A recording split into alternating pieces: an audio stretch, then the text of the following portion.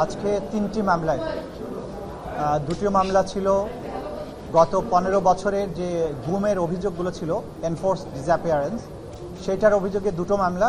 আরেকটি মামলা ছিল জুলাই মাসের গণ অভ্যুত্থান বা বিপ্লব চলাকালীন সময়ে রামপুরা এলাকায় গুলি করে যে মানুষ হত্যা করা হয়েছিল সেটার ব্যাপারে আরেকটি মামলা ছিল।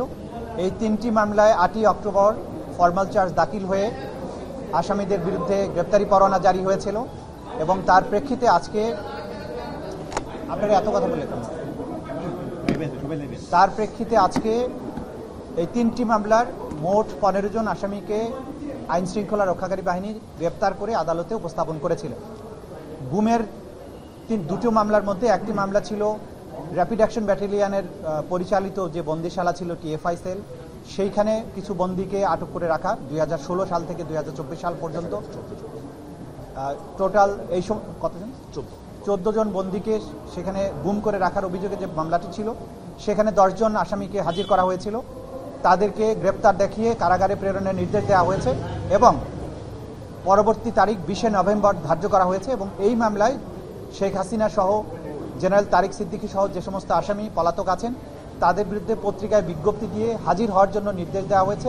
ডিজাইন, এলিগেন্স, বিউটি, সেরা পণ্য সবার জন্য জেভিকো।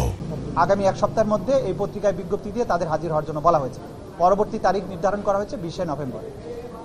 দ্বিতীয় যে মামলাটি ছিল সেটি হচ্ছে জেআইসি অর্থাৎ জয়েন্ট ইন্টারোগেশন সেল পরিচালিত বন্দিশালায় বেশ কয়েকজন ভিকটিমকে 2016 থেকে 2024 সালের আগস্ট পর্যন্ত 5ই আগস্ট পর্যন্ত যাদেরকে বন্দী করে রাখা হয়েছিল 24 জন। সেই অভিযোগে যে সমস্ত আসামির বিরুদ্ধে মামলা হয়েছিল তাদের মধ্যে 13 জনের বিরুদ্ধে মামলা হয়েছিল, তাদের মধ্যে 3 জনকে আজকে হাজির করা হয়েছিল, বাকি 10 জন পলাতক আছেন। আদালত তাদেরকেও গ্রেপ্তার দেখিয়ে কারাগারে প্রেরণ করতে বলেছেন এবং আগামী 20 নভেম্বর ওই মামলারও পরবর্তী তারিখ নির্ধারণ করেছেন এবং একইভাবে পলাতক আসামিদের বিরুদ্ধে পত্রিকায় বিজ্ঞপ্তি প্রকাশের নির্দেশ দিয়েছেন 7 দিনের সময় দিয়ে।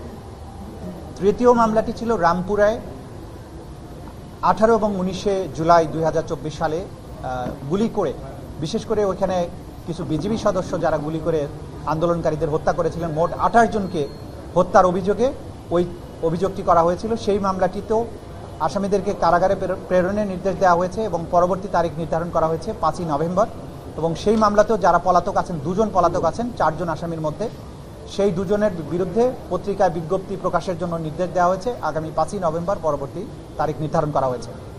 আজকে যাদেরকে উপস্থিত করা হয়েছিল তাদেরকে গ্রেপ্তারের ব্যাপারে, বিচারকে সোপর্দ করার ব্যাপারে আইন শৃঙ্খলা রক্ষাকারী বাহিনী যেমন কাজ করেছেন তেমনিভাবে বাংলাদেশের সার্বভৌমত্বের রক্ষক হিসাবে আমরা যাদেরকে মনে করি বাংলাদেশ সেনাবাহিনী, তারা এই আদালতের প্রক্রিয়াকে সাহায্য করেছেন।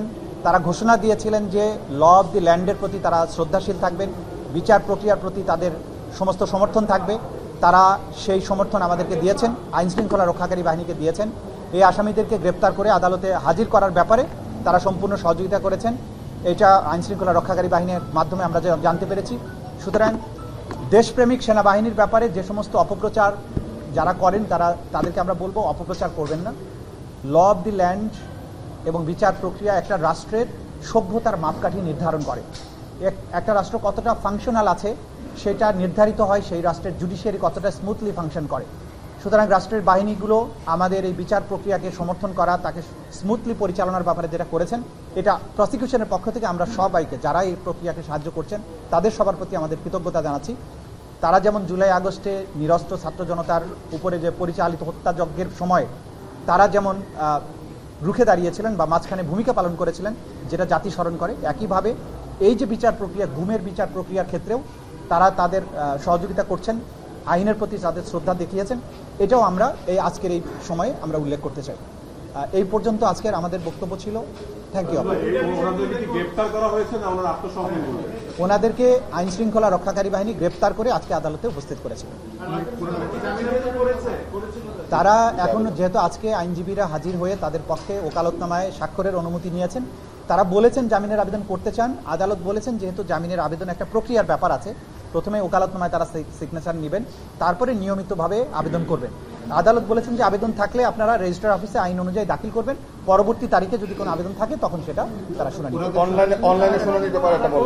আর কোনো আবেদনই আজকে দাখিল হয়নি, তারা মৌখিকভাবে আসামিদের সাথে কথা বলার বা প্রিভিলেজড কমিউনিকেশনের জন্য আবেদন করেছিলেন, আদালত সেটা মঞ্জুর করেছেন। বাকি যে সমস্ত আবেদন তারা ফাইল করার কথা সেটা যথাযথ প্রক্রিয়ায় ওনারা দাখিল করবেন, করলে তখন প্রক্রিয়া অনুযায়ী সেটা শুনানি অনুষ্ঠিত হবে। আইন অনুযায়ী তাদের স্ট্যাটাস নির্ধারিত হবে। আপনারা জানেন যে আন্তর্জাতিক অপরাধ ট্রাইব্যুনালের আইন সর্বশেষ সংশোধিত হয়ে সর্বশেষ যে পর্যায়ে আছে সেখানে যেভাবে বলা আছে যে আসামি গ্রেপ্তার হলে তাদের কি স্ট্যাটাস হবে, আইন নির্ধারিত পন্থায় সেটা নির্ধারিত হবে। আমরা আগেও বলেছি এই ব্যাপারে, আজকে নতুন করে কিছু বলতে অনলাইনে হাজিরা দেওয়ার সুযোগ আছে কি? সেটা আদালত নির্ধারণ করবেন, সেটা ভবিষ্যতে যখন আবেদন আসবে বাস্তবতার নিরিখে আদালত যেটা ভালো মনে করবেন, যেটা বিচার প্রক্রিয়াকে স্মুথ করবে, সবকিছু মিলিয়ে কনভিনিয়েন্ট হবে, সেটা আদালতের নির্দেশ অনুযায়ী যা হবার সেটা হবে। বাকি বিষয়গুলো কারাগারের বিষয়। আচ্ছা, কারাগারের ব্যাপারে হচ্ছে তাদেরকে কাস্টডিতে প্রেরণের নির্দেশ দেওয়া হয়েছে। কাস্টডিতে প্রেরণ মানে হচ্ছে কারা কর্তৃপক্ষের অধীনে তারা চলে যাবেন।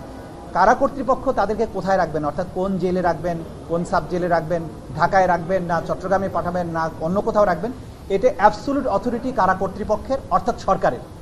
আদালতের কাজ হচ্ছে তাদেরকে কাস্টডিতে পাঠিয়ে দেওয়া। কাস্টডিটা মেনটেন করেন রাষ্ট্র বা স্বরাষ্ট্র মন্ত্রণালয় অথবা মোর স্পেসিফিক্যালি কারা অধিদপ্তর। সুতরাং কারা কর্তৃপক্ষ তাদেরকে কোন কারাগারে রাখবেন সেটা তারাই নির্ধারণ করবে। ভাই একটা বিষয়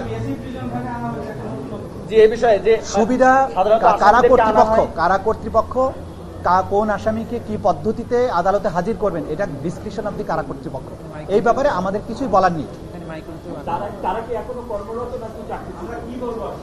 এইটা দেখেন আইনের মধ্যে যেটা আছে, আমরা সর্বশেষ সংশোধনী অনুযায়ী বলা হয়েছে যখন কারো বিরুদ্ধে বিচার প্রক্রিয়াটা শুরু হয়ে যায়, ফরমাল চার্জ দাখিল হয়, তখন আসলে তিনি আর সার্ভিসে আছেন বলে গণ্য হবেন।